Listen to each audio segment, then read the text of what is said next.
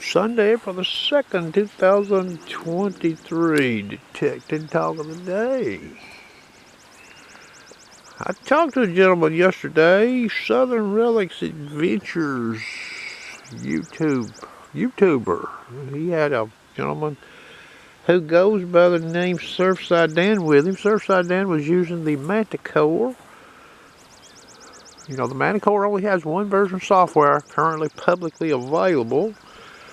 And the Deus 2 user, Southern Relics Adventure, was using 0.71. And I give them some recommendations because this site had been really pounded with some Deus 1 HF calls. Deus 2 had been in there some. Maybe even with 0.6 version in it early on, okay? And, you know, so I give them some recommendations. You know, they made a few finds.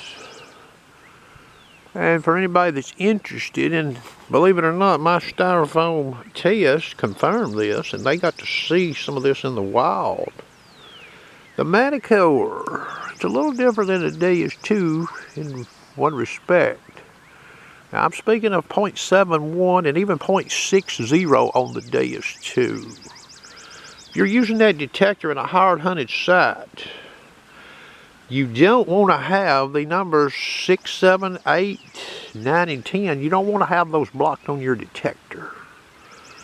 Because those signals there, those will be the most crippled signals that detector can recognize as non-ferrous. Now, some iron will ID like that, okay? And I'm bringing this up because the Manticore swept over some of those targets with the Deus 2 that reads 7, 8, and 9, for example. The Manticore will give positive ID. Okay, could read up in the 40s, the 50s, the 60s, okay? I've seen this doing elevated tests, and you'll see this in the wild as well. So the Manticore is a little different there.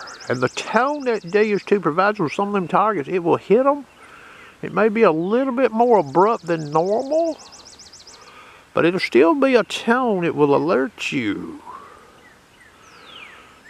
But now you will dig, sometimes the iron will do that. Now I'm not going to lie to you. I've dug targets non-ferrous doing this. Other people have dug relics in high iron sites doing this, and you can almost bet. You can almost bet if you dig that target and it's doing that with a Deus 2, you're going to probably find some iron in the hole, boys. And this was the case yesterday. Iron in the hole, okay?